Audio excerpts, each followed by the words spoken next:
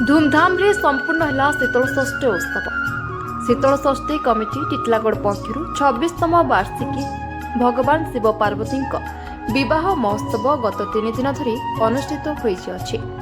पूर्वतन नगरपाल शुभ्रांशु दासଙ୍କ प्रत्यक्ष तत्वावधान में अनुष्ठित एक धार्मिक अनुष्ठान गत 17 तारीख में स्थानीय धवलेश्वर पीठठारु भगवान शिव एवं पार्वती को धार्मिक शोभायात्रा निमंत्रित करी अणा जायथिला। 18 तारीख सन्ध्यारे सिरभटा पड़ास्थित पिता महेंद्र राउत एवं माता मेनका राउतଙ୍କ गहणरे भगवान शिव बाजा रसणी आतसबाजी नृत्य गीत सह हाटपदा पड़ा विवाह मंडप रे पहुंचीथिले।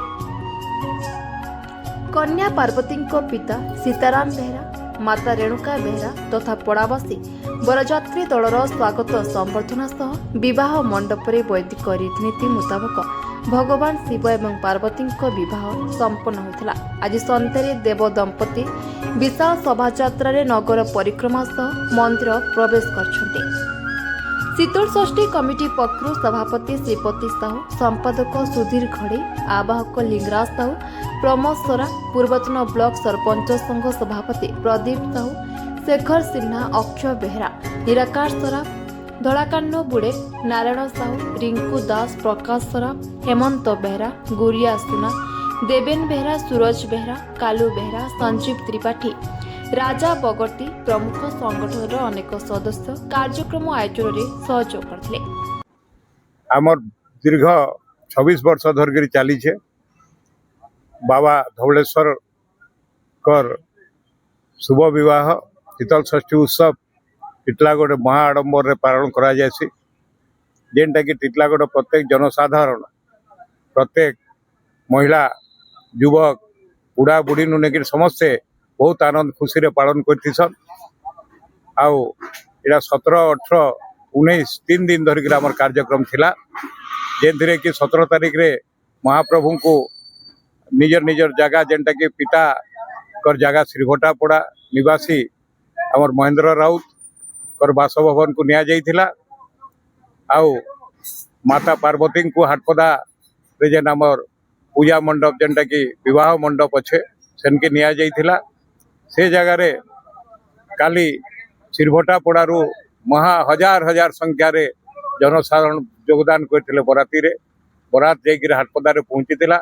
सेन विवाह कार्यक्रम थिला।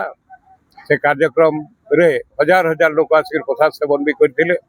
जेनटा कि बहुत बढ़िया उत्साह सहित बहुत नर नारी फल फूली देगिरी हरिबोल देगिरी भगवान कर धवलेश्वर बाबा कर जय जयकार करिगिरी विवाह उत्सव पालन करा हितिला।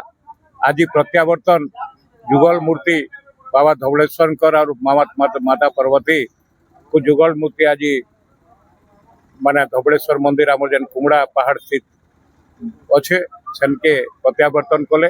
इन भी हजार हजार संख्या रे लोक योगदान देगिरी प्रसाद सेवन करिगिरी आप्यायित कराला समस्त को।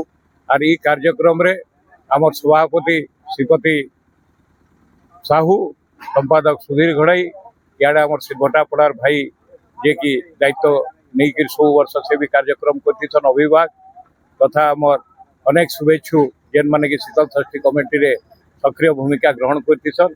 जेना बहुत युवक जेना आमर लिंगराज साहू आवाहक तापरे अन्यान्य युवक माने जेन माने कि कलाकानु बाग हला गोविंद साहू हेले तापरे आमर समस्त माने शीतल षष्ठी कमिटी सभ्य सभ्या आसिकी योगदान देकिरी पूरा कार्यक्रम रे सक्रिय भूमिका ग्रहण कर कार्यक्रम करथिले।